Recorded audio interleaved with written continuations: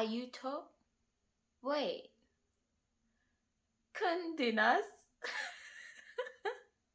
Hi guys, it's Mali and welcome to Let's Talk Personal Finance, the channel where we discuss how to make money and how to manage it.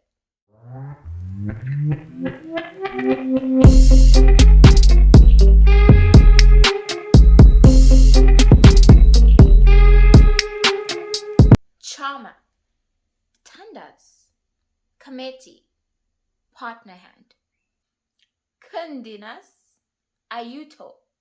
Wait, gamea, kai, tanemoshko, panderos, or as it is commonly known in South Africa, a stokvel. The purpose of this video is to discuss and really understand the power of stokvels and to see if it is your key to reaching your financial goals in 2022 or beyond.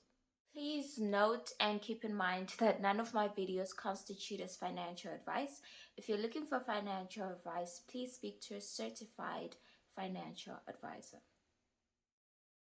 A stokvel is a type of credit union in which a group of people enter into an agreement to contribute a fixed amount of money either weekly, fortnightly, or monthly. Such a system is also known as a rotating savings and credit association. Let's say a group of 5 friends decide to start a stokvel, and they all decide that each month they're going to be contributing 5,000 rands. Now this means that collectively every month they're able to save 25,000 rands. Now for every month, this 25,000 rands goes to one member of the group. And this is done until all members of the group have had the opportunity to get the money. Now, the great thing about a stokvel or joining one is that it gives you access to a large amount of money that you would have only either gotten if you A, had saved up the money yourself over a certain period of time, which is typically difficult for some people. B, if you get a loan from a financial institution, which is not always ideal because there are always fees associated with getting a loan. Now, if you would like to know in more detail the different fees that are associated with like credit cards and personal loans and all of that stuff, I do already have a video on my channel. It's called The Cost of Credit. So if you want to know more about that stuff, do check it out. Now, my first encounter with stokvels was actually when I was younger. My mom used to actually she joined a few stokvels. And typically when the women who were in these stokvels got their lump sum of money, they'll spend it on stuff like, buying furniture or even like buying groceries in bulk, which are all good things. But the focus of this video is to give you guys ideas on how you can use stokvels and the structure and the concept more specifically of stokvels to ultimately increase your income in the long run. Building on my previous example, now if you and a group of 4 other friends came together and made a group of 5 and you decided to have like your own stokvel, when you get your lump sum, you could decide to actually use that 25,000 rands to fund your business. So for example, if you want to get into the rent to buy motorcycle business like I currently am, once again, I do have a video on this. So if you do want to check it out, feel free to do so after this video. So if you'd like to get into, buying a motorcycle, renting it out and all of that stuff, but you currently don't have enough money, joining and starting a stokvel could be a very great way for you to build up the capital that you need so you can get started in that business or any other business that you're interested in. You could also decide to use the lump sum that you'd get from the stokvel to invest in your education. So you either go back to school, take a course, or try and obtain skills that will ultimately help boost your income in the long run. The last idea that I have for this video is that you can even use that money to buy assets that will ultimately make money for you in the long run. Now, these assets can be buying stocks or investing in the stock market. Or even something that I found that's very interesting, and I was just like, my mind was blown when I learned about this. There are groups of people in South Africa actually that have started stuff like property stockvels. Now, obviously, in order to buy such large assets, you would either need a small group of people that are able and willing to contribute large amounts of money, or you would need a large group of people that are willing or able to contribute smaller amounts of money.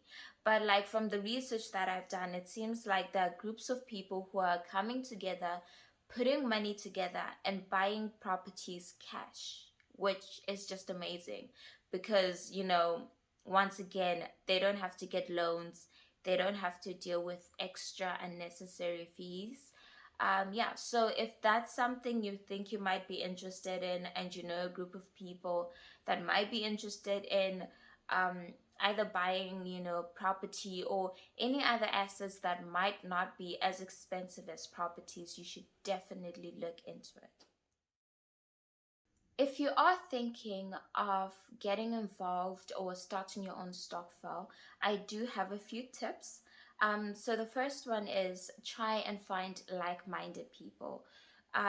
It'll be easier and more fulfilling, I suppose you could say, if you could find a group of people who also have financial goals or whatever type of goals they're trying to achieve and are motivated enough to actually stick to the stokvel. The second tip, ensure that before the group starts with the stokvel, you guys decide on an exit strategy. Now, an exit strategy, it is more important if, for example, you have, let's say, a group of 10 people. That would mean that the stokvel will need to run for at least 10 months. That's if you're contributing on a monthly basis.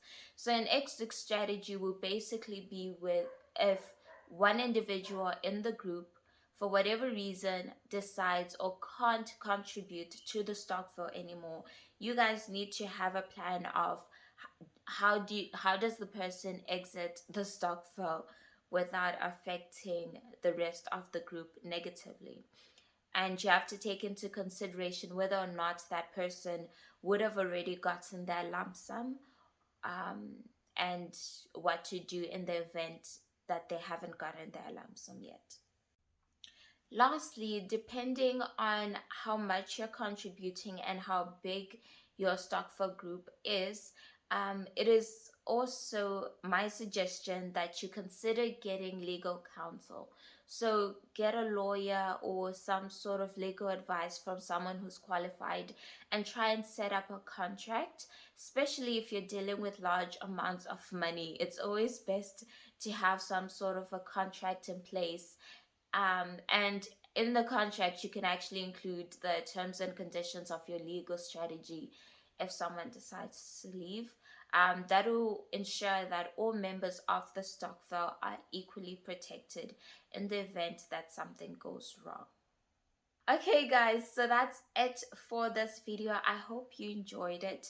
I hope you guys start stokvels. Really, I feel like in 2022 no one should have the excuse of, oh, I don't have the discipline to save, and oh, I don't have enough money, or I can't get a loan to start my business.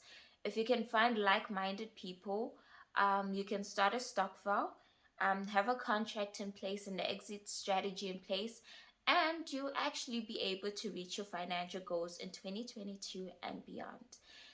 Yeah, so I hope you guys enjoyed this video. If you did, please comment down any questions that you have in the comment section below. Don't forget to subscribe if you're not already subscribed. And remember guys, you're never too old or too young to talk about personal finance. Toodles!